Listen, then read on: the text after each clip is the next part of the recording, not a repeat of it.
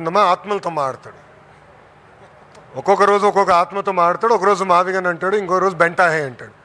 బెంటాహే అంటే ఏం తెలుసా? బెంగళూరు, తాడేపల్లి, హైదరాబాద్. ఎక్కడున్నాడు ఆయన? బెంగళూరు. వారానికి 2 రోజులు తాడేపల్లి, మళ్ళీ ఇప్పుడు వార్తలు వస్తున్నాయి హైదరాబాద్కి వెళ్తాడని. సో బెంటాహే. సో ఆయనకి ఏంటంటే ఒకరు వచ్చి ఒక మాట అన్నాడు నాతో, సార్ 3 రాజధానులు మాకు పనికొచ్చినాయి అన్నాడు. ఎందుకబ్బా అన్న? కరెక్ట్ సార్, బెంగళూరు బాగా అభివృద్ధి చెందింది సార్ వైకాపా టైంలో, చెన్నై బాగా అభివృద్ధి చెందింది సార్, హైదరాబాద్ కూడా బాగా అభివృద్ధి చెందింది సార్, 3 రాజధానులు బాగా పనిచేసింది సార్ ఆ టైంలో అన్నాడు. అలా ఉంటుంది. సో పాయింట్ ఏంటంటే అమ్మా, ఇన్వెస్టర్స్ అందరూ గమనిస్తారు, ప్రజలు గమనించాలి, ప్రజలు అప్రమత్తంగా ఉండాలి. ఎందుకంటే కావాలని దుష్ప్రచారం చేసి కొత్త కొత్త నినాదాలు తీసుకొస్తే ఉన్న పెట్టుబడిదారులు కూడా రేపు రారు. దానివల్ల ఇబ్బంది పడేది నిరుద్యోగ యువకులు. సో అది ప్రజలు కూడా గమనించాలి, నిరుద్యోగ యువకులు గమనించాలని కోరుతున్నాం. యాజ్ పర్ షెడ్యూల్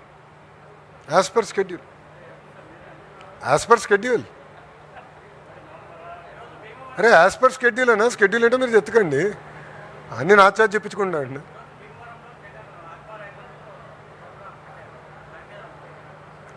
ప్రోగ్రాం పెట్టుకునే హక్కు ఆయనకు ఉంది. ఆయనలాగా మేము ఆయనలాగా మేము హౌస్ అరెస్టులు చేయట్లా, పర్మిషన్లు ఇవ్వకుండా పోవట్లా. ఆయన హెలికాప్టర్కి పర్మిషన్ ఇచ్చాం, కార్కి పర్మిషన్ ఇచ్చాం, ఆయన మీటింగ్ పెట్టుకుంటే పర్మిషన్ ఇచ్చాం. కానీ లా అండ్ ఆర్డర్ మటుకు వాళ్ళ చేతుల్లో తీసుకుంటే మటుకు మేము వదిలిపెట్టాం, ఎవరిని వదిలిపెట్టాం. నంబర్ 1. నంబర్ 2, ఆక్వా రైతుల్ని ప్రోత్సహించింది మేము, పవర్ సబ్సిడీ ఇచ్చింది మేము. ఈరోజు ఏమైంది? మీకు ప్రపంచవ్యాప్తంగా మీకు క్రూడ్ ప్రైస్ పెరిగింది, పెట్రోల్ డీజిల్ ప్రైసెస్ పెరిగినాయి. It is a fact. పెరిగే వల్ల ఇన్పుట్ పెరిగింది. జగన్మోహన్ రెడ్డి ముఖ్యమంత్రిగా ఉన్నప్పుడు ఫీడ్ ప్రైస్ 35 రూపాయలు పెరిగిందండి. ఆనాడు ఎప్పుడైనా బయటకు వచ్చాడు ఆయన?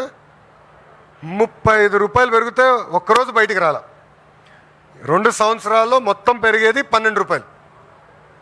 అది కూడా ఎందుకు? క్రూడ్ ప్రైసెస్ పెరిగినాయి. అది కూడా మేము 6 నెలలు ఆపాం. చివరికి ప్లాంట్లు ఏమన్నారంటే, ఒకవేళ ఇది మేము పెంచుకోలేకపోతే ఇప్పుడు నష్టాల్లో ఉన్నాం, మేము ప్లాంట్లు మూసేయాలి. ఇప్పుడు ఆయన ఆలోచన ఏంటి? ఫీడ్ ప్లాంట్లు మూసేస్తే ఇంకెక్కువ ఆందోళన వస్తుంది కదా, అదే ఆయన ఆలోచన. మళ్ళీ 5 సంవత్సరాలు మీరెందుకు 30 రూపాయలు పెంచారు? 5 సంవత్సరాలు క్రూడ్ ప్రైస్ పెరగల, 5 సంవత్సరాలు రా మెటీరియల్ ప్రైస్ పెరగల, మళ్ళీ 30 రూపాయలు ఎటు పెరిగిందిరా భయ్? అంటే 5 సంవత్సరాలు ఒక నీతి, ప్రతిపక్షంలోకి వచ్చిన తర్వాత ఒక నీతి. 5 సంవత్సరాలు బయటికి రాలా, ఇప్పుడు వచ్చి మాటలు.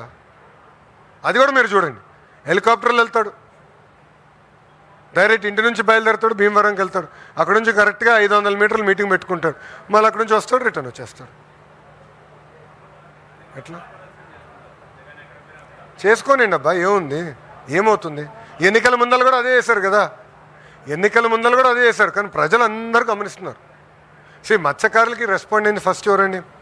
కూటమి ప్రభుత్వం. విశాఖ ఉక్కుల యాక్సిడెంట్ జరిగితే రెస్పాండ్ అయింది ఎవరు?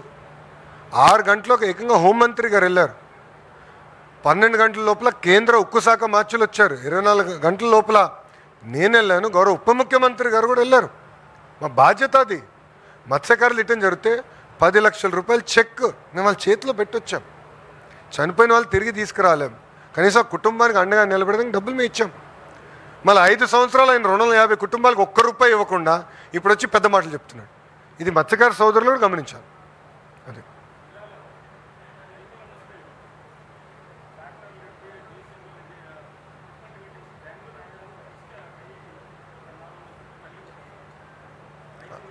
వివరాలు ఇవ్వండి అమ్మా, మంత్రి గారు విల్ రివ్యూ ఇట్.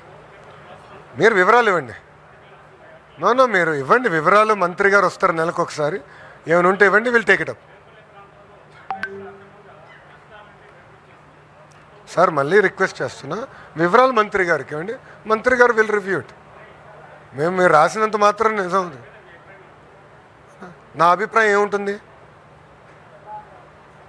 ఎట్లున్నారు సార్ మీడియా మిత్రులు కూడా ఎట్లా అడుగుతున్నారు, నాకు ఆశ్చర్యంగా ఉంది.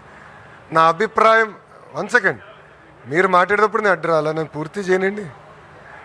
మీరేం అడిగారు? ఎవరో తప్పు చేస్తున్నారు. నా అభిప్రాయం ఏముంటుంది? ఎవరైనా తప్పు చేస్తే చట్టపరంగా చర్యలు తీసుకుంటాం, దాంట్లో ఎలాంటి అంబిగ్యూటీ మాకు లేదు బాస్, ఎలాంటి అంబిగ్యూటీ లేదు. నేను తప్పు చేసినా గౌరవ ముఖ్యమంత్రి గారు ఎవరినూ వదిలిపెట్టరు, నన్ను కూడా వదిలిపెట్టరు.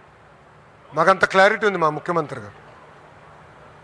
దేవుడి దయ వల్ల జగన్ లాంటి వ్యక్తి మా నాయకుడు కాదు, నీతి నిజాయితీగా బతికే వాళ్ళం మేము. వాళ్ళు ఎన్ని కేసులు వేసినా ఒక్క కేసు నిలబడాల ముఖ్యమంత్రి గారి పైన. ఎందుకు? ఏనాడు మేము తప్పు చేయలే. సో న్యాయపరమైన చర్యలు మేము తీసుకుంటాం. వివరాలు ఏమంటే మంత్రి గారికి అబ్సల్యూట్లీ నో ఇష్యూ. ఓకేనమ్మా? థ్యాంక్ యూ అమ్మా. జై హింద్. Thank you.